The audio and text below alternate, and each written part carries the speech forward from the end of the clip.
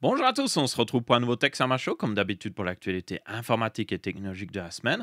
On a des actualités assez intéressantes cette semaine-ci, avec notamment le fait que Windows 11 a enfin dépassé Windows 10 au niveau des parts de marché. Oui, il a fallu autant de temps. Vous avez aussi Stop Killing Game qui a enfin le nombre de signatures requis. Je vais en parler un petit peu plus d'ailleurs, on a plusieurs sujets là-dessus techniquement. Nous avons aussi YouTube qui est en train de tout simplement démonétiser les contenus générés par IA et surtout les contenus très répétitifs. Donc ça, c'est intéressant et c'est plutôt une bonne chose que YouTube fait ici, pour une fois. Et puis on a plein d'autres news aussi au niveau hardware, notamment la fin des supports des GTX 1000. Alors pas les 1600, mais les 1080 et tout ça vont arrêter d'être supportés au niveau driver par Nvidia. Et plein d'autres actualités en tout genre. Vous avez la table de matière dans la description ainsi que sur la barre de lecture. Commençons tout de suite. Et par commencer tout de suite, je vais commencer tout de suite par demander si quelqu'un serait intéressé de racheter mon Razer Blade 18. C'est un ordinateur portable de 18 pouces, donc comme le nom l'indique. C'est le modèle 2023, mais c'est plus fin 2023 que je l'avais eu, avec une RTX 4080, donc très puissante, et un Core i9 13900 HX, ou je ne sais plus quoi exactement la référence. Vous aurez les détails dans la description pour ceux qui seraient intéressés. C'est un très bon ordinateur portable, mais je l'utilise basiquement plus. Et la raison pour laquelle je l'utilise plus, c'est pas parce qu'il n'est pas bon ou autre chose, c'est juste que quand je suis en déplacement, j'ai tendance à utiliser plus mon MacBook. Il faut d'ailleurs que je fasse une vidéo sur mon MacBook, parce que c'est juste plus pratique pour moi. Je peux éditer mes vidéos, j'ai beaucoup de batterie. Et oui, je n'ai pas vraiment beaucoup de puissance pour des jeux triple A, et pas beaucoup de jeux triple A sont de toute façon faits pour Mac. Donc, c'est pas vraiment un problème quand je me déplace la plupart du temps. Et si j'ai vraiment besoin de beaucoup de puissance parce que je vais peut-être quelque part pendant quelques temps, eh bien j'ai mon mini PC que j'ai montré dans pas mal de vidéos qui est au final plus puissant au niveau GPU que n'importe quel ordinateur portable moderne, parce que ici j'ai une 4070 Ti Super 16 Go. Donc c'est à mon avis pratiquement le même niveau de puissance que même la nouvelle RTX 5090 mobile, même si j'ai un peu moins de VRAM. Niveau CPU, oui, il est peut-être un peu moins puissant, mais qui a besoin d'un extrêmement bon CPU en 2025 de toute manière. Tout utilise le GPU, donc c'est pas un problème pour moi.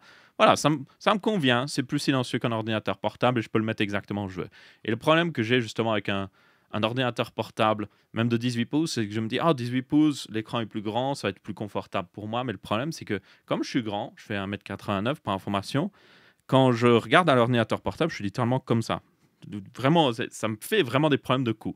J'ai fait une vidéo sur les pieds pour ordinateur portable, dont un qui permet de se plier et tout ça, qui est vraiment très pratique, que je recommande vraiment encore une fois. Je continue d'utiliser à l'heure actuelle, j'en ai même acheté plusieurs.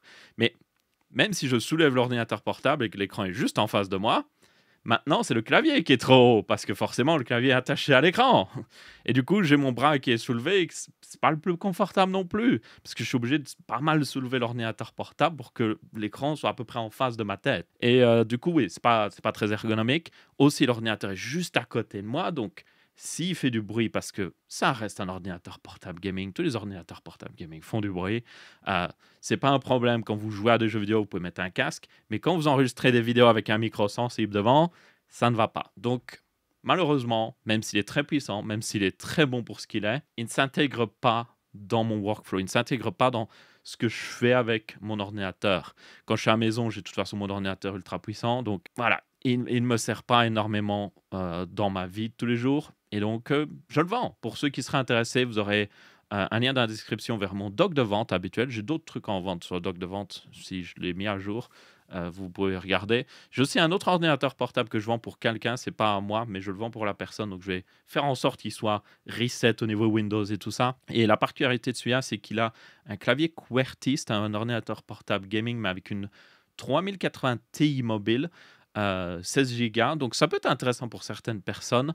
Il sera évidemment moins cher que le Razer Blade 18, donc si quelqu'un est intéressé, il y a aussi cet ordinateur portable, mais là je le vends pour quelqu'un d'autre pour information.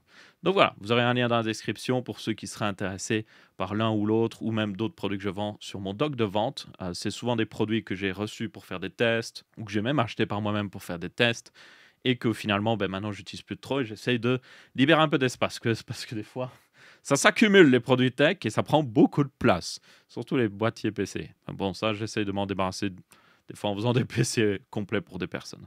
Ça marche, mais c'est pas parfait. Enfin bref, ça c'était la première news. Je vends des trucs. Et donc, la première news de la semaine, c'est le fait que oui, Windows 11 a maintenant dépassé au niveau des parts de marché Windows 10. Comme vous pouvez voir selon le graphique ici, on peut voir que Windows 11, qui est la barre bleue qui était en train de monter a dépassé la barre bleue un peu plus foncée qui était en train de descendre, qui est Windows 10. Et donc maintenant, en juillet 2025, il a normalement 51,77% des parts de marché. Il me semble que cette étude, si je me souviens bien, elle n'est pas faite dans le monde entier, tenez-en compte. C'est fait selon StatCounter, donc voilà, c'est pas forcément représentatif du monde entier, mais c'est quand même évidemment très intéressant. Une autre statistique qui est intéressante, mais qui n'est pas montrée, c'est que Linux, aux États-Unis, a dépassé la barre des 5% d'utilisateurs, ce qui est massif pour Linux. Je me souviens quand ça avait dépassé les 2%, il y avait tous les fans de Linux, c'était en mode wow, c'est incroyable, c'est le moment pour Linux. Et maintenant, on est à 5%, donc franchement, c'est selon moi peut-être le début pour Linux. D'ailleurs, petit update sur mon projet de passer sur Linux pendant une semaine. Je suis en train d'essayer de configurer un système. Je dis bien que je suis en train d'essayer parce que avoir DaVinci Resolve sur Linux fonctionnel est plutôt compliqué. C'est surtout ça qui est compliqué. Genre, installer Linux pour jouer, hyper simple en 2025. Installer Linux pour éditer des vidéos avec DaVinci Resolve, bonne chance. Ça dépend évidemment de la distribution que vous utilisez, mais beaucoup de problèmes que j'ai eu. Je ferai une vidéo là-dessus et je parlerai justement de tous mes déboires et tout parce que je trouve ça intéressant et important de noter. Mais voilà, ça arrivera un petit peu plus tard. En attendant, oui, Windows 11 a dépassé Windows 10. C'est dû aussi au fait que ils sont très agressifs sur le fait de pousser les gens à passer sur Windows 11, évidemment, parce que Windows 10 arrive en fin de support à la fin de l'année. Tenez compte que vous pourriez vous dire, oh, ils viennent de seulement dépasser Windows 10, ça montre à quel point Windows 11, personne n'en veut. Mais le truc, c'est que Windows 10 avait fait à peu près la même chose par rapport à Windows 7 quand justement Windows 7 était arrivé en fin de support de vie. Il avait à peine dépassé Windows 7 aussi juste avant que Windows 7 soit mis justement à la retraite. Donc c'est pour dire que c'est pas la première fois que ça arrive. En général, oui, les OS Windows, les gens restent dessus jusqu'à vraiment la fin du support, au niveau en tout cas mise à jour de sécurité, et puis seulement après ils commencent à passer. Après, il faut quand même tenir compte que avec Windows 10, en réalité, Microsoft a été assez agressif au niveau de même des fois mettre à jour le PC des gens sans leur demander. Hein. Je pense que ça arrive à certaines personnes qui regardent cette vidéo. Mais avec Windows 11, je pense qu'ils sont encore plus agressifs. Donc, ouais, j'ai ma vidéo toujours prévue sur que faire justement avec l'arrivée de Windows 11 parce qu'il y en a qui ne peuvent pas installer Windows 11. Donc, je suis en train de travailler sur ma vidéo. J'essaie d'avoir vraiment d'inclure tous les cas possibles et tout ça. Je ne suis pas trop pressé de la sortir parce que Windows 10 a encore quelques mois devant lui. Mais voilà, je suis en train de travailler dessus, mais je veux que la vidéo soit vraiment ultra complète pour que n'importe quelle personne qui soit dans un cas où justement ils ne peuvent pas mettre à jour vers Windows 11 puisse regarder cette vidéo et avoir une solution. Donc c'est des fois un peu compliqué parce qu'il y a des cas particuliers, notamment il y a des gens qui ont des puces TPM 1.0 et techniquement ils peuvent installer Windows 11 mais voilà, c'est un peu du bricolage. Donc voilà, il y a beaucoup de cas particuliers que je suis en train d'essayer de traiter. Donc ma foi, yep, ça arrive, ça arrive. Et maintenant c'est l'heure des deals de la semaine et il y a des deals plutôt intéressants au niveau hardware, vous allez le voir. On va commencer directement avec le Ryzen 9700X qui est à 279 € chez Amazon. C'est l'un des prix les plus bas. Il me semble que le seul prix le plus bas, c'est ce fameux site en Italie quelque part que je ne sais même pas si je peux commander depuis la Belgique. Mais à part ça, c'est le prix le moins cher qu'on ait vu partout. Et il est vendu par Amazon entièrement. Donc ça ne vient pas d'un vendeur tiers chelou. C'est vendu entièrement par Amazon pour 279 € sur Amazon.fr aussi, ce qui est assez notable. 279 €, c'est vraiment pas cher pour ce processeur et selon moi, c'est l'un des meilleurs processeurs qu'on peut acheter pour les jeux vidéo. Oui, le 9800X3D est meilleur, mais le 9800X3D, il coûte 200 € plus cher. 200 €, vous les prenez, vous les mettez dans votre carte graphique, enfin, vous les mettez pour acheter une meilleure carte graphique, vous ne les mettez pas directement dans la carte graphique, ce serait bizarre. Vous le mettez dans une meilleure carte graphique et vous êtes meilleur. Vous en sortirez mieux à la fin du jour. Donc, très bon processeur. C'est selon moi l'un des meilleurs que vous pouvez acheter sans trop dépenser, mais qui reste toujours très bon pour ce que c'est. Et derrière, on a de la carte graphique en promotion. On a une Sapphire Pulse, une RX 7600 8 Go. C'est une carte qui n'est pas incroyable. Mais à 199 €, c'est littéralement la meilleure carte que vous pouvez acheter, selon moi. Il y a bien la Arc B580 qui a baissé de prix, mais elle n'est pas encore tout à fait là. Et voilà, elle a aussi ses problèmes, mais là, à 200 €, c'est la meilleure carte graphique que vous pouvez acheter. Et en plus, c'est un modèle Sapphire Pulse de qualité, et c'est vendu encore une fois par Amazon, et livré par Amazon, donc pas de vendeur tiers chelou. C'est tout à fait legit comme deal, donc ça, franchement, si vous êtes à la recherche d'une petite carte graphique pour améliorer un plus vieux PC ou autre chose, très bonne option. Et alors, c'est peut-être pas le meilleur deal pour tout le monde, mais il y a un autre deal Saphir avec une RX 7700 XT qui est vendue du coup 359 €, donc c'est moins cher qu'une RX 9060 XT. À savoir que la RX 7700 XT sa puissance brute est plus puissante qu'une 9060 XT. C'est juste que dès que vous ajoutez un jeu avec du ray tracing, là par contre ça s'effondre. Elle a aussi 12 Go de VRAM, donc c'est mieux que le modèle 8 Go de la 9060 XT. Mais après là, je compare évidemment à la 9060 XT 16 Go parce que selon moi la 8 Go, voilà, on n'en parle pas trop. Donc ça peut être intéressant. Je la recommanderais surtout si vous êtes sur Linux. Les anciennes cartes AMD sont quand même beaucoup mieux supportées sur Linux. Je vais en parler dans ma vidéo Linux, notamment avec la 9070 XT. J'ai eu quelques déboires. Donc les anciens GPU, notamment les RX 7000, sont hyper bien supportés sous Linux. C'est donc ça pourrait être selon moi le meilleur choix pour quelqu'un qui n'en a rien à faire de ray tracing, qui veut juste un bon GPU, pas mal puissant, avec une bonne quantité de VRAM. Et si en plus le support Linux c'est un plus pour vous, 359 €, c'est un assez bon prix. En plus, c'est un modèle Saphir et c'est même un modèle blanc. Donc, c'est en général plus cher les modèles blancs parce que je ne sais pas pourquoi d'ailleurs. Pourquoi c'est plus cher de faire une carte graphique? Et pour aller avec ça, vous avez peut-être besoin d'un nouvel écran. Et là, on a littéralement deux fois le même deal, mais d'une marque différente à l'autre. Donc, soit vous avez le modèle MSI, ou soit vous avez le modèle Asus TUF, mais c'est basiquement le même écran. C'est un écran de. Ah, quoique, celui de MSI est. Ah non, il fait 24,5 pouces, donc il est un petit peu plus grand. Le modèle Asus, lui, est à 23,8 pouces, mais c'est deux dalles 1080p, 180 Hz, Fast IPS, donc très similaire. Après, oui, moi je préférais quand même peut-être un peu plus l'écran un peu plus grand, mais c'est pas une énorme différence non plus au niveau taille. Le pied aussi des Messi semble être un peu mieux designé, même si c'est un de ses pieds très simple. Celui d'Asus, c'est juste un rond, donc voilà, pas beaucoup de réglages. Il y a les mêmes réglages, mais il est plus proche du sol. Donc voilà, il faudra un pied pour votre écran, à mon avis.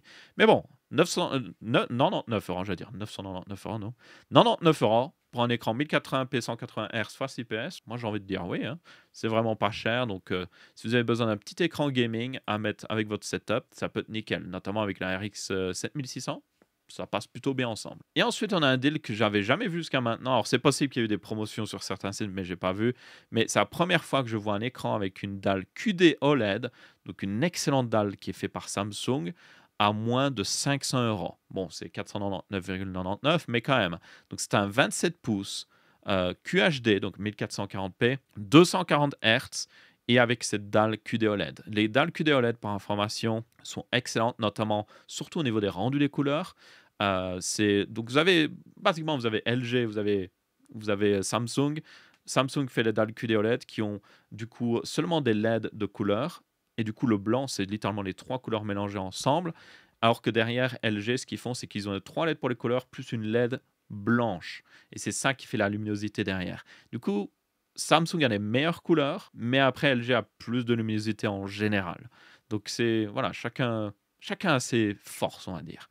Après, là, vous avez quand même un écran qui restera suffisamment lumineux pour la plupart des gamers. Et comme je le dis, une dalle QD OLED, c'est juste excellent à ce prix-là. Je sais que ça reste cher pour la plupart des gens, mais si vous avez le budget, ça va vous changer la vie, franchement, d'avoir un écran OLED.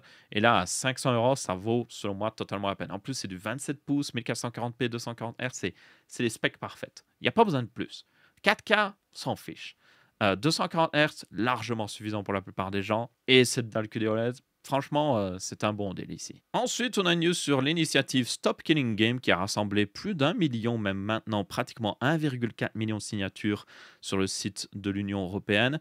Et ils ont aussi atteint leur objectif sur le site du Royaume-Uni avec pratiquement 200 000 signatures, si je me souviens bien. Alors, Stop Killing Game, c'est une initiative, pour ceux qui ne savent pas, qui a pour but de déjà créer un débat, mais aussi amener à des législations qui seraient créées dans l'Union européenne, au Royaume-Uni et même dans d'autres pays dans le futur pour tout simplement protéger les jeux vidéo. Si vous ne savez pas, par exemple, le jeu The Crew, c'était un jeu qui était fait par Ubisoft, qui était un jeu en ligne, entièrement en ligne. Il n'y avait pas de mode solo. Dès que vous jouez à ce jeu-là, vous étiez vraiment connecté à un serveur. Et le jour où ils ont arrêté de tout simplement supporter le jeu, le jour où ils ont éteint les serveurs, eh bien, le jeu était basiquement mort. C'était impossible d'y jouer. Ce genre de jeu, c'est évidemment de plus en plus commun.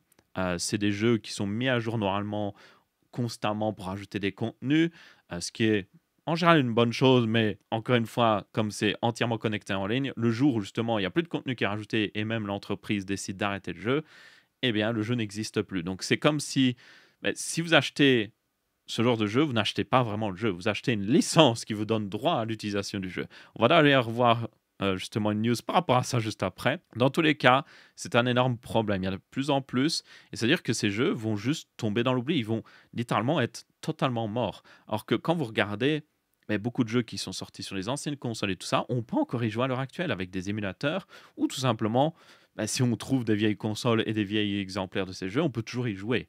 Sauf que c'est de plus en plus rare avec les jeux modernes et pas seulement juste les jeux justement qui sont faits comme ça entièrement en ligne. Vous avez aussi même des jeux qui des fois sont seulement disponibles en version dématérialisée. Donc c'est-à-dire que vous avez seulement un lien de téléchargement et le jour où justement le serveur de téléchargement n'est plus là, ou tout simplement, je sais pas moi, le service ne veut pas offrir ce téléchargement, c'est comme si le jeu n'existait plus. Donc là, le but c'est ici d'avoir des lois qui empêchent ce genre de choses. Alors, on veut pas. Le but de Stop Killing Games, c'est pas forcément que ce genre de jeu n'existe plus, c'est plus que il prévoit une sortie, il prévoit une fin au jeu qui est acceptable et qui permet toujours aux gens d'y jouer d'une manière ou d'une autre. Est-ce qu'ils auront toutes les fonctionnalités? Pas forcément, mais au moins le jeu existe toujours. Donc dans le cas de The Crew, une solution qui aurait quand même demandé du travail, c'est pas juste genre il donne un exe et puis c'est bon, hein, il donne un programme et c'est bon, mais ça aurait été de tout simplement distribuer les fichiers pour faire tourner son propre serveur The Crew. Et peut-être faire une dernière mise à jour du jeu qui permet de tout simplement au lieu de directement arriver dans le jeu, ça vous met un écran de connexion, vous mettez l'IP d'un serveur, donc vous mettez l'IP de votre propre serveur que vous hébergez vous-même, et puis après vous pouvez jouer à The Crew.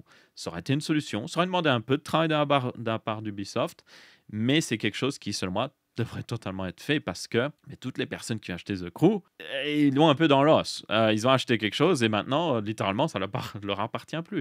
Et il y a plein d'exemples comme ça. Donc, ça va certainement, et c'est pour ça aussi que vous avez des grands studios de jeux vidéo, il me semble que c'était notamment EA et même Ubisoft, qui n'étaient pas vraiment très contents du fait que la pétition a eu plus d'1 million de votes. Et ils ont montré un peu leur mécontentement, mais d'une manière un peu, évidemment, ils avaient des jolis mots un petit peu marketing pour dire que, en gros, ils disaient que c'était mauvais pour l'industrie du jeu vidéo et tout ça, mais non, ce n'est pas mauvais pour l'industrie du jeu vidéo. Parce que même quand l'industrie du jeu vidéo va hyper bien, regardez le cas de Xbox, hein. Oh, on n'a jamais gagné autant d'argent, les gars. On va fermer tous les studios. C'est n'importe quoi. Vous avez, je sais pas moi, vous avez l'équipe qui a travaillé sur Marvel Rivals, qui est l'un des meilleurs jeux de compétitifs que vous pouvez jouer à l'heure actuelle. L'équipe qui a fait ce jeu-là a été pratiquement entièrement virée. C'est genre, vous avez fait un excellent jeu qui a énormément de succès. Félicitations, vous êtes tous virés. Donc, même quand vous faites très bien votre travail dans l'industrie du jeu vidéo, vous pouvez vous faire virer. Donc, la moindre excuse pour virer des gens et continuer de maximiser les profits, voilà, ce genre d'énormes studios, et je pense notamment encore une fois EA, Ubisoft, même Xbox, hein, même PlayStation en partie, mais voilà, ils utiliseront toujours toutes les excuses possibles. Pour moi, oui, ça leur fera perdre un petit peu d'argent de devoir faire en sorte qu'un jeu puisse continuer d'exister après sa fin, mais c'est une bonne chose pour l'industrie du jeu vidéo. Parce que ça veut dire que ces jeux continueront d'exister, les gens pourront toujours y jouer, ils pourront toujours jouer à peut-être leur jeu favori, et ça motivera aussi peut-être les développeurs à faire tout simplement des bons jeux aussi. Enfin, les développeurs, je devrais plutôt dire les éditeurs, parce que les développeurs, bien souvent, font un bon travail, c'est juste, voilà, ils sont limités par les éditeurs plutôt. Et du coup, voilà, selon moi, c'est une bonne chose pour l'industrie, même si ça rajoutera un petit peu de travail pour certains éditeurs. Ce sera, quoi qu'il arrive, une bonne chose, en tout cas pour le consommateur. Pour information, du coup, cette pétition, et là, vous pourriez dire, ah, c'est juste une pétition, c'est comme les pétitions sur change.org ou je sais pas quoi. Non, non, c'est vraiment une pétition sur le site de l'Union européenne, que vous pouvez d'ailleurs aller voir. Et le truc, c'est que si elle atteint vraiment 1 million de signatures, il faut un peu d'extra parce qu'il y a peut-être des fausses signatures et le système, ils vont vérifier les signatures après. Donc, c'est pour ça que c'est bien d'avoir 1,4 million, au cas où il y en a justement un petit peu des fausses signatures, il y en aura forcément. Bien, s'il y a réellement 1 million de signatures, le Parlement européen va vraiment regarder à cette pétition et regarder à quelque chose qu'il pourrait faire. Donc, ça pourrait réellement changer les choses au niveau de l'Union européenne. Surtout que c'est quand même pas rien, 1 million de signatures. Il n'y a que les citoyens européens qui peuvent voter par information pour cette pétition. Et donc, ça pourrait vraiment influencer les choses.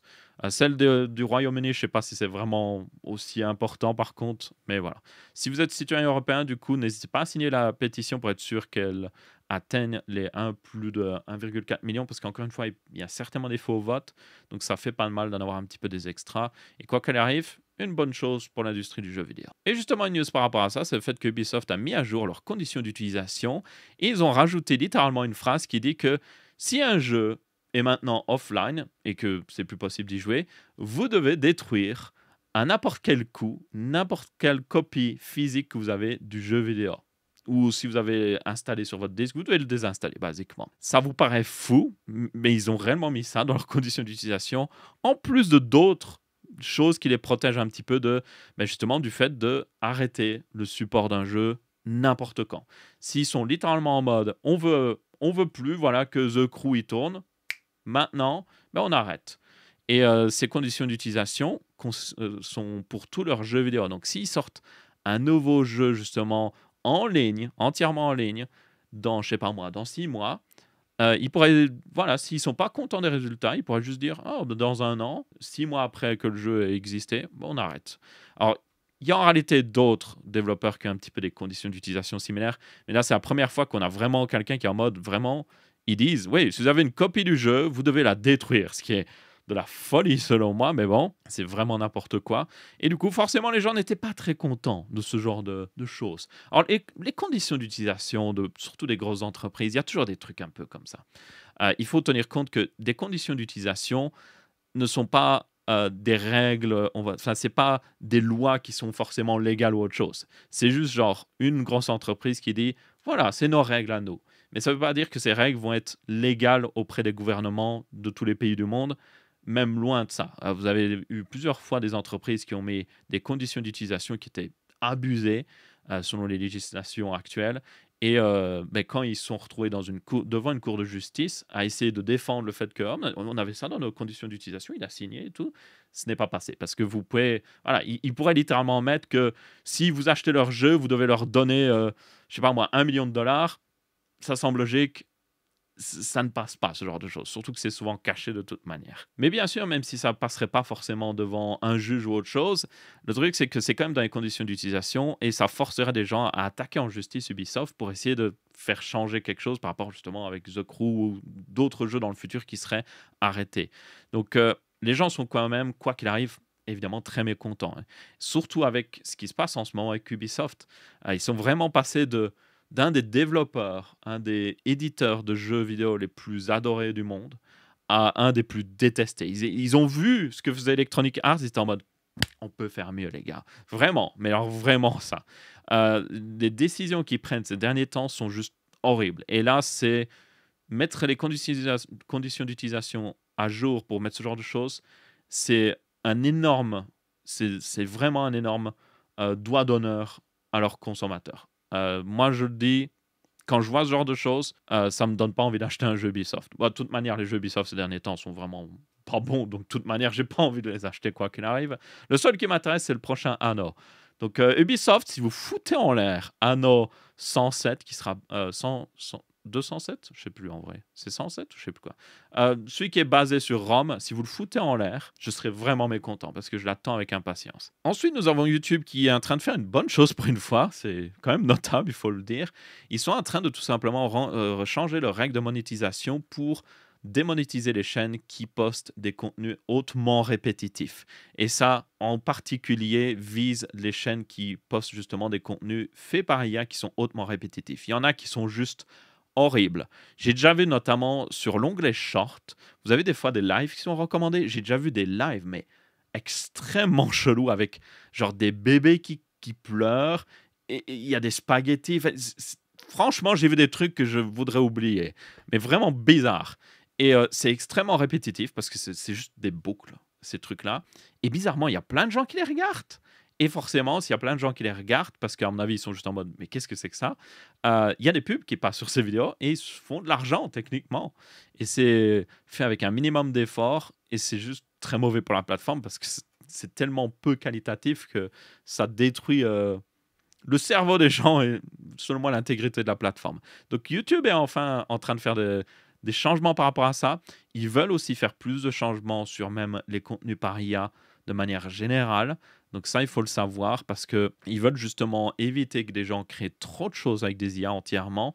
Genre, que quelqu'un utilise une IA pour aider à créer une vidéo, ok, pas de problème. Même moi, j'ai pas de problème si quelqu'un décide de faire ça, tant qu'il le mentionne aussi. Mais si vous avez des fois de temps en temps une personne qui fait une histoire et qui a juste besoin d'une image d'illustration qui n'existe pas, la générer par IA pour illustrer, et si c'est bien indiqué que c'est fait par IA et que l'image aussi est bien faite, que c'est pas un truc qui est vraiment dégueulasse. Ou qui essaye d'induire en erreur les gens, c'est vraiment juste, oh, voilà une, une représentation par IA de ce qui s'est peut-être passé pour juste vous donner une image. Mais voilà, moi, j'ai pas de problème à ça. Il y a des bons cas d'utilisation à l'IA, mais il y a aussi des très mauvais cas où vous avez des gens qui, littéralement, par exemple, l'entièreté d'un script d'une vidéo est fait par une IA, et puis après, la personne même qui est, vous voyez en vidéo, c'est une IA aussi, c'est genre fait entièrement. Quand vous voyez notamment le générateur d'IA, enfin de vidéos par IA de Google, qui au final, ben, Google et YouTube, c'est la même entreprise, ce qui est un petit peu ironique, mais quand vous voyez à quel point il est bon ces derniers temps, oui, ça fait un petit peu peur, mais il y a aussi beaucoup de contenus qui sont générés par IA qui sont juste horribles. J'en vois souvent, notamment avec les produits tech, ça se fait beaucoup. Je vais chercher un produit tech un petit peu spécifique et je vais tomber sur plein de vidéos générées par IA qui lisent littéralement les specs. Il n'y a rien. Ça ne sert à rien, cette vidéo. C'est juste une IA avec des images du produit qui ont été postées par la marque. Même des fois, c'est des images générées par IA. Et ils lisent les specs. Et c'est vraiment... la voix aussi par IA est juste horrible. C'est, voilà, le nouveau smartphone 15 Pro, il est tellement bien avec ce genre de specs. C'est n'importe quoi. Donc, ce genre de contenu, justement, va être visé de plus en plus par YouTube. Et c'est une bonne chose, selon moi. Donc, merci YouTube de faire la bonne chose parce que franchement, pour moi, ça détruit la plateforme. Bon, par contre, on parlait de jeux qui étaient morts et aussi un petit peu de YouTube. Et là, on a une news qui combine les deux parce que un YouTuber italien va possiblement aller en prison parce que il a montré sur sa chaîne YouTube des appareils Android qui peuvent faire tourner des jeux tout simplement rétro. Donc, c'est basiquement des appareils Android qui font tourner des émulateurs pour avoir des jeux Game Boy et tout ça. Et du coup, il a fait pas mal de vidéos sur le sujet où il montrait ces appareils. Et vous avez le gouvernement italien, les autorités qui protègent justement tout ce qui est copyrighté en Italie, qui sont venus avec un mandat pour chercher sa maison et qui étaient en mode OK, on sait que tu as des trucs piratés, on va tout chercher. Donc, ils ont confisqué apparemment une quinzaine d'appareils comme ça.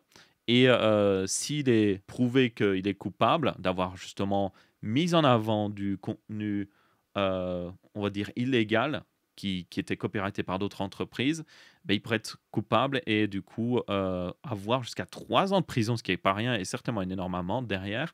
Et aussi, il sera obligé de fermer sa chaîne YouTube, ce qui est assez abusé quand on y pense.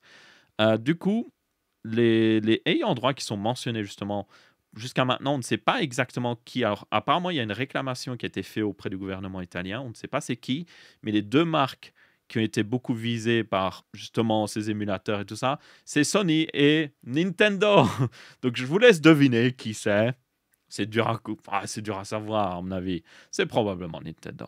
Alors, je ne dis pas que c'est Nintendo, mais c'est fort probable que c'est Nintendo parce que ils ont déjà fait ça énormément de fois par le passé.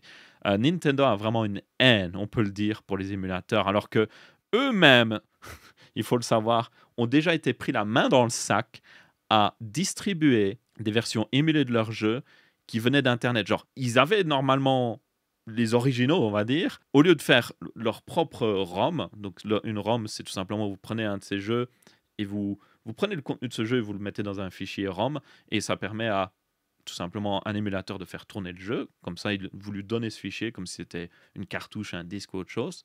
Eh bien, Nintendo avait été pris la main dans le sac, à savoir à avoir tout simplement pris la ROM, une ROM illégale quelque part en ligne pour mettre sur leur store parce que visiblement ils n'avaient pas les fichiers d'origine ou autre chose, ce qui est assez abusé quand on y pense. Donc là, ouais, à mon avis, c'est à peu près sûr que ce soit Nintendo. Mais le truc, c'est qu'il y a un énorme débat sur le truc, sur ça, sur l'émulation. Déjà, un émulateur, il faut le savoir, en tout cas la plupart des pays, un émulateur n'est pas illégal. Faire un émulateur n'a rien d'illégal parce que tout simplement, c'est juste un émulateur.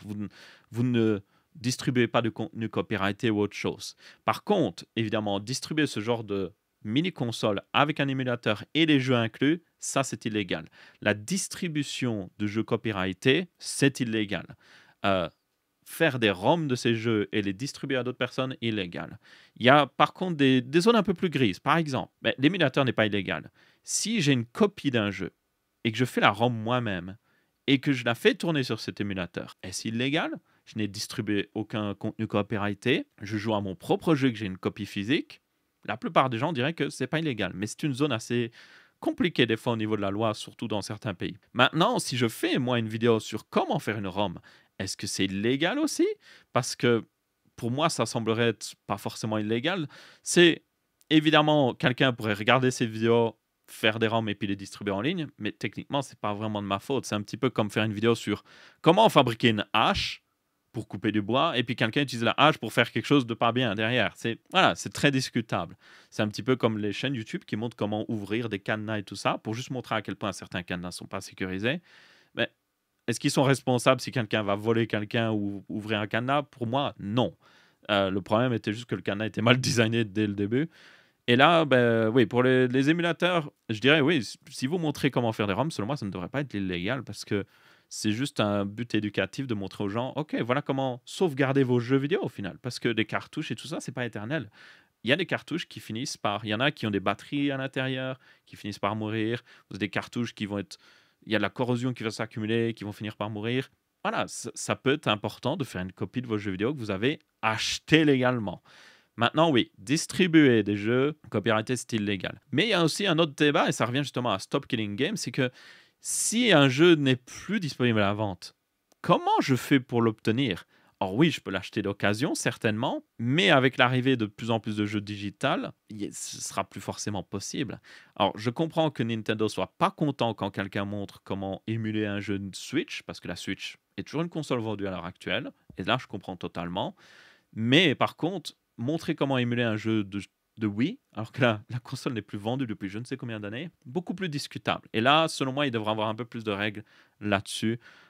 Pour moi, tout simplement, c'est dès qu'un éditeur, dès qu'un vendeur de consoles de jeux et tout ça arrête de vendre une console de jeu, qu'elle n'est plus disponible à la vente, déjà, n'importe quel émulateur devrait être tout à fait légal, parce qu'il faut savoir que même si un émulateur est considéré comme légal, il y a des émulateurs qui ont été retirés de certaines plateformes comme le Play Store ou justement l'iOS Store parce que Nintendo n'était pas content ou d'autres entreprises comme ça. Donc moi déjà, dès qu'une console n'existe plus, ça devrait être totalement légal d'avoir un émulateur qui existe. Et maintenant, ça devrait être aussi totalement légal que quelqu'un fasse ses propres ROM. Et pour les jeux qui sont impossibles à avoir au niveau physique, ça devrait être en tout cas pas considéré comme illégal de distribuer ce jeu-là, surtout s'il est distribué gratuitement. Je dirais même que ça devrait être l'éditeur qui devrait être obligé d'avoir une manière d'avoir ce jeu d'une manière ou d'une autre. À part si peut-être ils peuvent justifier qu'ils vont faire un remake ou qu'ils vont faire une version émulée sur leur nouvelle console. Là encore, je comprends encore. Mais pour des jeux qu'ils ont totalement abandonnés, voilà, ça te fait mal à personne.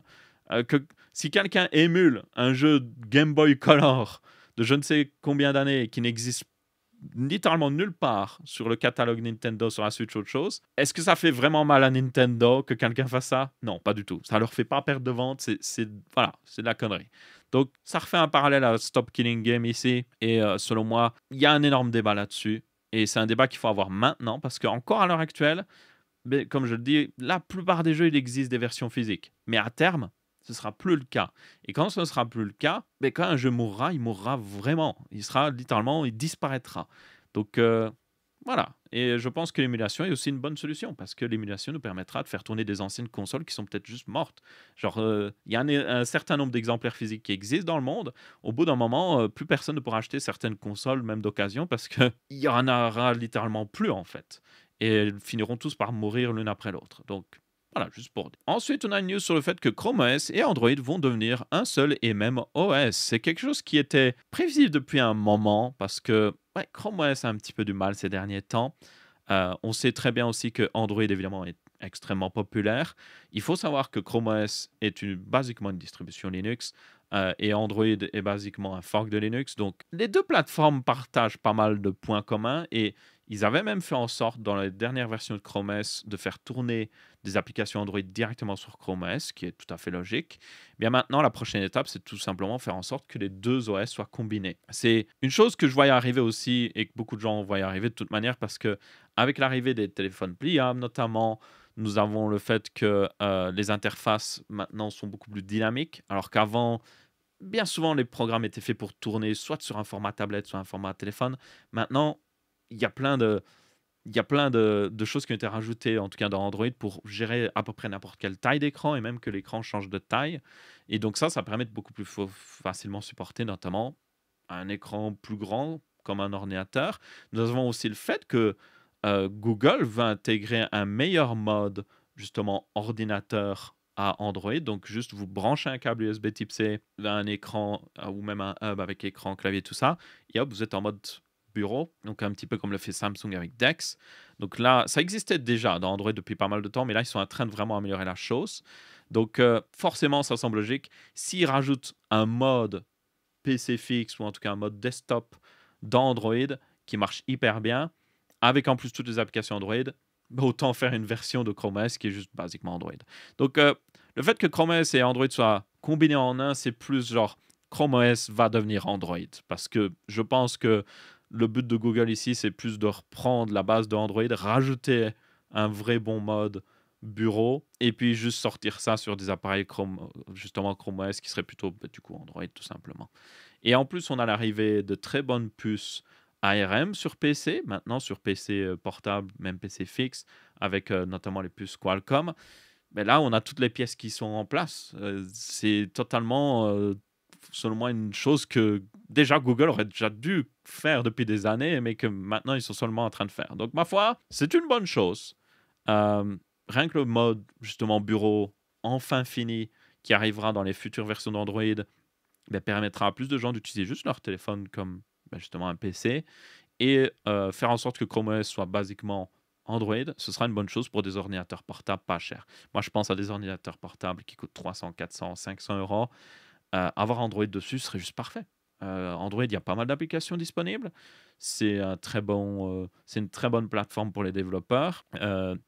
Et en plus, avec un peu plus l'ouverture des App Store et tout ça, ce sera une bonne chose globalement, selon moi, pour le marché, plus des entrées de gamme pour ce genre d'appareil. Et là, c'est aussi un truc que ben, Microsoft devrait faire attention parce que ça reste un énorme marché pour eux et là, ça va leur faire une sacrée concurrence. Ensuite, on a une news sur Xiaomi qui a lancé leur propre SoC pour concurrencer Qualcomm. Et ce SoC s'appelle le X-Ring O1. Il est gravé en 3 nanomètres par TSMC d'ailleurs. Et pour information, ils l'ont déjà intégré à deux produits, le Xiaomi 15S Pro ainsi que le Xiaomi Pad 7 Ultra qui sont du coup un téléphone et une tablette, ça semble logique. Mais évidemment, il y aura plus d'appareils dans le futur et certainement encore plus de SoC par Xiaomi, plus milieu de gamme et même entrée de gamme. Et du coup, c'est assez notable parce que ben, Qualcomm domine assez bien ces derniers temps, il faut quand même le reconnaître. Et puis derrière, vous avez aussi TSMC qui domine au niveau de la gravure, mais voilà, ça c'est encore un autre problème à régler. Ici, comme j'ai dit, ce SoC est fait par, au final, est fabriqué par TSMC, mais le design est fait par Xiaomi, donc un petit peu comme Qualcomm au final. Qualcomm design le SoC et puis c'est fabriqué souvent par TSMC, enfin gravé en tout cas. Et sur les informations qui sont déjà sorties, il semble être plutôt prometteur. Donc là, on a justement un, un schéma du design du SoC. On peut voir un petit peu tous les différents composants, notamment les GPU ici, les cœurs GPU, le NPU, vous avez les cœurs CPU ici, le cache et tout ça.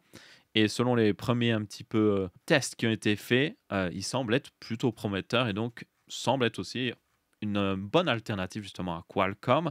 Alors, il y a d'autres marques qui font leur propre SoC, notamment Samsung est l'une des plus connues.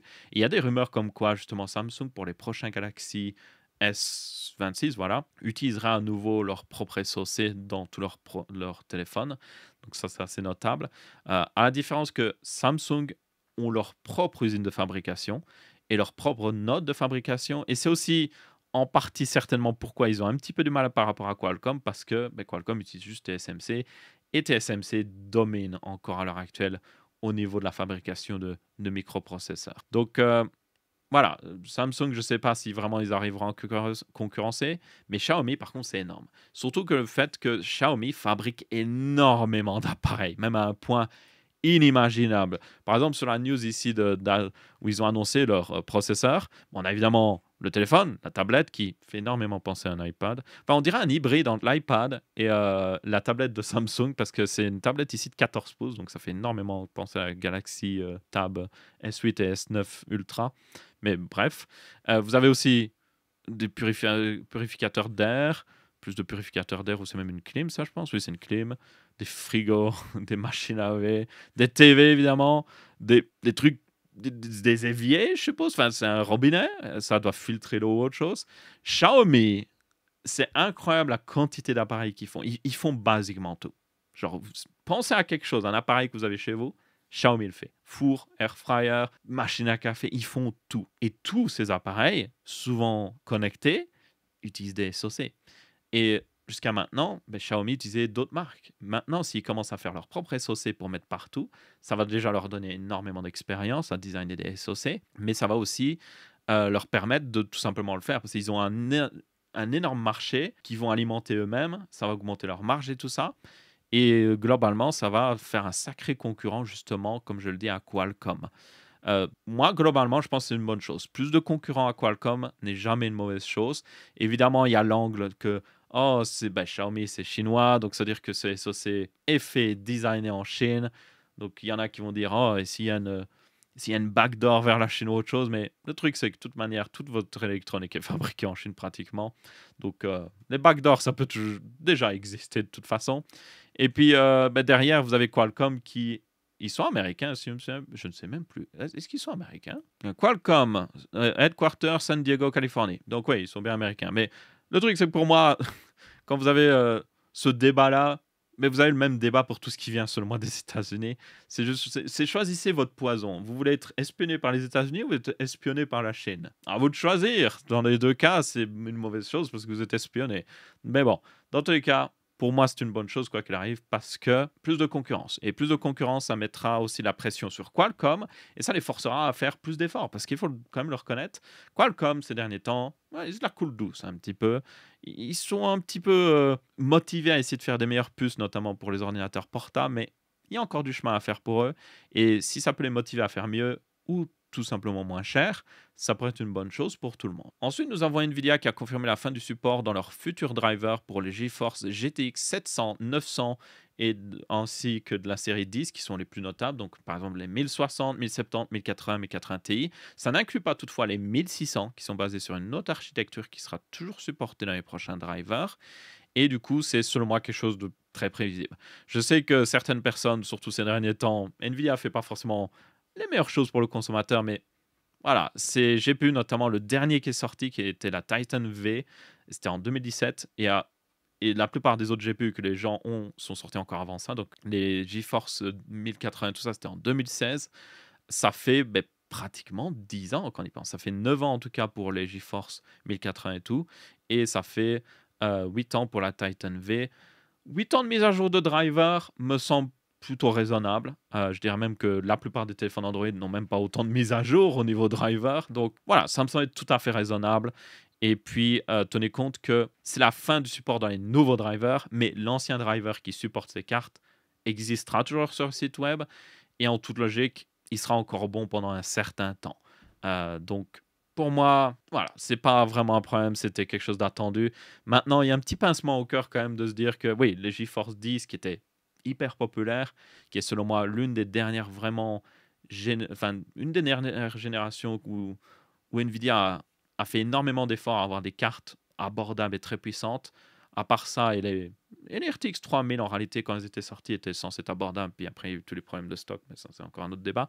Mais dans tous les cas, voilà, elles ont une place dans mon cœur. Donc c'est un peu triste, mais c'est tout à fait logique aussi. Et comme j'ai dit, les GTX 1600, donc 1650, 1660 et tout ça, sont basés sur Turing, qui est la même architecture utilisée dans les RTX 2000 d'ailleurs, puisqu'elles n'ont pas des RT Core et tout ça.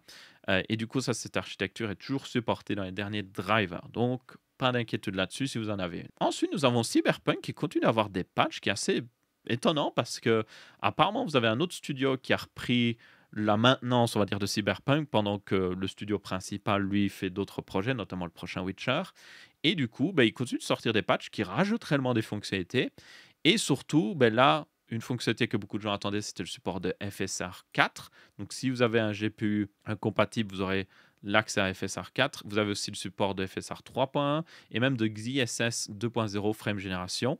Donc, ça, c'est notable. Mais la raison pour laquelle j'en parle dans une news, parce que je ne vais pas parler de toutes les mises à jour de jeu dans le Texan Show, c'est le fait qu'aussi, ils ont sorti une version native de Cyberpunk dans sa version Ultimate sur macOS. Donc tous les récents Mac avec au moins 16 Go de RAM, donc même des puces M1 tant qu'elles ont 16 Go de RAM derrière, pourront supporter justement Cyberpunk nativement. Donc plus besoin de faire tourner crossover et tout ça, vous pourrez faire tourner le jeu nativement. Donc c'est assez notable parce que c'est plutôt rare quand vous avez des jeux AAA qui arrivent sur macOS. Et j'espère qu'on en aura un petit peu plus parce que les derniers Mac Apple M1, M2, M3, M4 sont plutôt bons, franchement. Ils ont pas mal de puissance et ce serait bien d'avoir plus de jeux qui sont nativement supportés. Le truc, c'est que Crossover est très bien, mais c'est pas parfait non plus. J'ai déjà pas mal utilisé Crossover pour voir ce que ça donnait et c'est un petit peu bancal des fois. Il y a des jeux où ça tourne hyper bien, puis il y a d'autres jeux, c'est pas très bon. Clairement, Crossover, comparé à par exemple Proton qu'on a sur Linux, c'est pas la même chose. Surtout que là, le truc, c'est que Crossover doit littéralement traduire des instructions faites pour des processeurs x86 vers des instructions ARM, donc ça rajoute encore plus de travail et c'est beaucoup plus complexe. Même si c'est plutôt impressionnant qu'ils arrivent à faire ça, ce n'est pas évidemment parfait. Donc plus de jeux AAA sur macOS, ce serait une bonne chose, même si personnellement je préfère jouer sur mon PC Win ou peut-être un PC Linux. Ensuite, on a plus de preuves qui continuent d'arriver sur l'existence d'un GPU Battlemesh plus puissant chez Intel. Donc là, notamment, on a des entrées qui ont été rajoutées pour un GPU qui serait basé sur le GPU G31, donc BMG G31, qui est basiquement un GPU plus puissant que ce qu'on a dans la ARC B580, qui utilise un BGM G21 ici. Donc ce GPU serait certainement une B770, ou peut-être ça peut être aussi une carte professionnelle, on ne sait pas trop. Vous avez 32 Xe2 core, 16 Go de GDDR6 en toute logique, un bus mémoire plus large. Et selon ce qui était les rumeurs, ce GPU arriverait plus pour la fin d'année. Donc soit le prochain trimestre, ou soit celui encore d'après. C'est dommage qu'il arrive aussi tard, on va être honnête. Après Intel, il faut le savoir qu'Intel ne s'attendait pas à ce que les ARC B580 et B570 même soient aussi populaires. Et le truc, c'est que ils n'ont pas vraiment prévu un plus gros GPU que ça. Et donc ils sont seulement maintenant en train de vraiment travailler sur le design et ça prend du temps, tout simplement.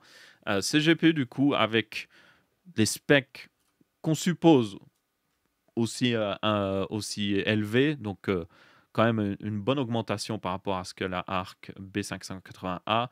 Mais en toute logique, si vous regardez, la B580 il y a à peu près au même niveau de puissance qu'une RTX 4060. Des fois, elle la dépasse, des fois, elle est un peu en dessous. Donc là, avec une telle augmentation des specs, elle se placerait déjà largement au-dessus d'une RTX 5060 et même elle se rapprocherait de la 5060 Ti et surtout de la RX 9060 XT. Donc là, avec 16 Go de GDDR6 et tout ça, si Intel peut la sortir en dessous de 400 €, ça pourrait être une alternative intéressante. Surtout si elle a pas mal de puissance et tout ça. Après, oui, ce ne sera pas forcément la meilleure alternative pour tout le monde. Tenez en compte que déjà les GPU Intel consomment plus. Là, la B580 consomme déjà 190 watts. Donc cette B770 consommerait certainement pratiquement 300 watts en toute logique. Et aussi, mais il y a toujours un petit peu des problèmes avec Intel au niveau driver. Beaucoup de jeux modernes marchent hyper bien, mais il y en a, voilà, c'est un petit peu bancal. Et surtout aussi, si vous avez des anciens CPU, surtout AMD, notamment les Ryzen 5000 et en dessous, c'est pas une bonne idée parce qu'il y a des problèmes au niveau d'overhead. Donc en gros, le CPU est juste pas assez puissant. Et les drivers, il y a un petit peu de la limitation au niveau driver pour ces GPU-là. Et donc, des fois, vous aurez moins de performance tout simplement avec ce genre de CPU. Il faut un CPU moderne, ou en tout cas un CPU Intel pas trop vieux non plus, parce que ceux-là, évidemment, marchent mieux avec ces cartes graphiques. Donc, ma foi, une bonne chose. Ça fait pas de mal d'avoir plus d'alternatives, mais à mon avis, ce ne sera pas l'alternative que la plupart des gens achèteront, même si, voilà, c'est une bonne chose que ça arrive. Et enfin, on finit avec une petite news intéressante sur le fait que vous avez Six United, qui est une marque d'ordinateur portable, pas forcément très connue, mais ils ont annoncé un ordinateur portable qui a le fameux Ryzen AI Max Plus 395, Magnifique nom comme d'habitude AMD, merci. C'est évidemment cet énorme APU AMD qui peut monter jusqu'à 120 watts, qui a une énorme partie GPU, qui a aussi 16 cœurs 32 threads. Voilà, une puce très intéressante, mais qui est basiquement, au niveau ordinateur portable, disponible dans seulement 2 appareils. Vous avez déjà un appareil de chez HP qui est un ordinateur portable de 14 pouces et vous avez aussi le Rockflow Z13 que je suis en train de tester à l'heure actuelle. Donc si vous avez des idées de tests que je peux faire, si vous voulez que je teste un truc en particulier, n'hésitez pas à me le dire. Mais dans tous les cas, c'est 2 seuls appareils qui existent et ces 2 appareils en particulier, ils coûtent cher. Le ZBook Ultra G1 qui est celui de justement HP coûte 4 000 $ et la tablette Z13 de chez Asus, elle coûte entre 2 000 et 3 000 €. Et le truc aussi, c'est qu'elle n'utilise pas l'entièreté de ce GPU à pleine puissance. Elle est limitée à genre 80 watts, si je me souviens bien. Donc elle n'utilise pas les 120 watts total de la puce. Donc voilà, ça enlève un petit peu des performances, ça semble logique. Donc ici, cet ordinateur portable, en toute logique, ne devrait pas coûter un bras, ce qui est toujours une bonne chose. Il utilisera la puce jusqu'à 120 watts, donc la full puissance de cette puce, et dans un châssis qui, voilà, certaines personnes préfèrent parce que c'est un châssis de 16 pouces avec un écran 1440p 16 dixièmes, donc un peu plus haut, 165 Hz, il y aura même une option OLED. Basiquement, des specs plutôt intéressantes pour un laptop que quelqu'un pourrait utiliser pour créer du contenu et tout ça, et jusqu'à une batterie de 99,9 Wh, donc le maximum qu'on peut mettre dans un avion. Donc franchement, plutôt intéressant. Et c'est la première option vraiment, on va dire, avec ce processeur qui vient d'une marque, en tout cas, bon, c'est pas une marque la plus connue, mais c'est la première option qu'on a.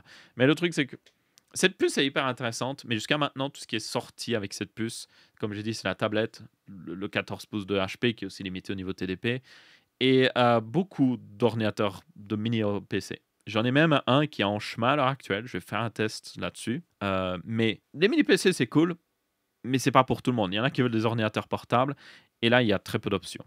Maintenant, le plus important, ce sera le prix. Cette puce, apparemment, coûte cher. AMD la vend cher, donc c'est compliqué de faire un ordinateur portable à un prix abordable et qui est justifié. Parce que le truc, c'est si cet ordinateur coûte même 1 500 €, pour 1 500 €, vous pouvez avoir un ordinateur avec même une RTX 5070, si vous cherchez bien, mobile, qui sera plus puissante. Voilà, c'est juste garanti. Donc ça, c'est le premier problème. Et le deuxième problème aussi, c'est que malgré le AI dans le nom, c'est pas la meilleure puce pour faire tourner des modèles d'IA.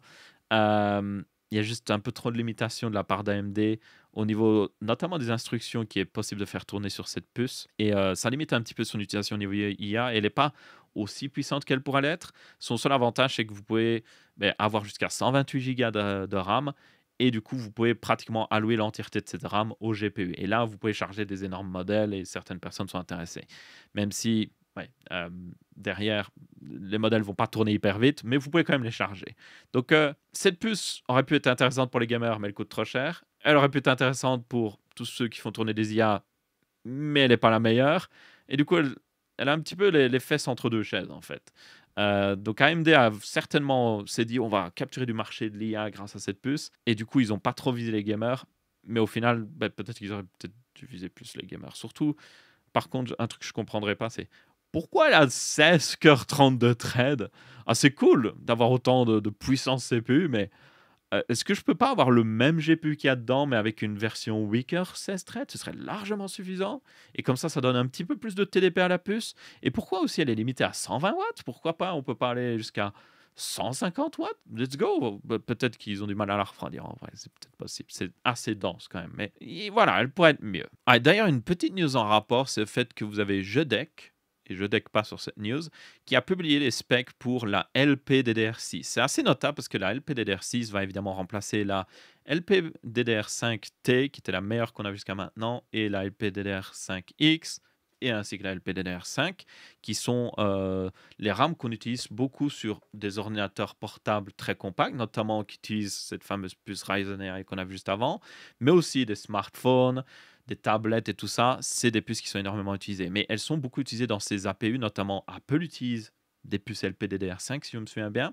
Et donc, les specs de cette LPDDR6 sont plutôt prometteuses parce qu'on va avoir une sacrée augmentation, notamment des vitesses, et surtout des taux de transfert. Donc là, on pourrait aller jusqu'à, pour information, avec les specs de base, on pourrait être à 10 667 mégatransferts et on pourrait aller jusqu'à 14 400 selon les specs, ce qui est une sacrée augmentation parce qu'il me semble que genre la LPDDR5X est genre à 8000 mégatransferts. La LPDDR5T, elle fait quand même un peu plus, elle est à pratiquement 9000, mais ça fait ouais, une sacrée augmentation. Et du coup, plus de bandes passantes égale plus de performance. Et ça, c'est très important pour notamment des APU, pour que ce soit Apple ou même AMD avec leur APU, parce que cette bande passante supplémentaire permettra d'avoir des GPU plus puissants. Donc actuellement, notamment le Ryzen AI 395+, pour information, a une bande passante totale de, si je me souviens bien, elle est à 250-260 gigas à la seconde. Donc ça vous permet de resituer, c'est au final pas très loin de la bande passante qu'a une RTX 4060 avec sa VRAM. Et d'ailleurs, la puce qu'on a dans le AI 395 Plus est pas loin d'une RTX 4060, donc ça a du sens. Mais avec des taux de transfert augmentés de la LPDDR6, vous pourriez avoir justement des taux de transfert qui sont à plus de 360 gigas ou même 400 gigas à la seconde. Et là, on se rapproche de GPU plutôt puissants. Évidemment, il faut derrière que le GPU soit puissant aussi. C'est pas juste d'avoir de la bande passante, mais ça permettrait d'avoir de moins de limitations à ce niveau-là. Parce que il faut le reconnaître, tous ces GPU mobiles, tous ces GPU intégrés à un SoC sont limités au niveau bande passante souvent. Que ce soit sur, à mon avis, les Mac M4 Max, c'est sûr et certain, ils sont limités aux bandes passantes. S'ils avaient plus de bandes passantes, il y aurait plus de puissance derrière. Ou ils pourraient avoir aussi un GPU plus grand qui sait utiliser cette bande passante. Et même chose avec la puce Ryzen AI, elle est limitée. Pour information, tous les ordinateurs qui sont sortis utilisent la LPDDR5X, mais qui est limitée à 8000 mégatransferts. Donc il y a encore beaucoup de marge derrière ici, surtout s'il passe à la LPDDR6. Donc imaginez une nouvelle puce Ryzen AI 495, 595, plus je ne sais pas comment ils vont l'appeler, avec un GPU RDNA 4.0 et de la LPDDR6, ce serait plutôt intéressant selon moi, même si je pense qu'AMD va mettre énormément de temps à faire une puce mobile avec de RDNA 4.0 malheureusement. Enfin bref, c'est à peu près tout pour ce Tech Ça Marche aussi. J'espère que vous avez bien apprécié. Si c'est le cas, vous pouvez laisser votre avis sur un pouce bleu, pouce rouge ou en commentaire. On se retrouve après une prochaine vidéo. Je vous dis ciao ciao. N'hésitez pas à aller voir le document de vente si vous êtes intéressé, parce que je vends d'ailleurs aussi. Je vends des fleurs, je vends des reins, non, je vends pas ça.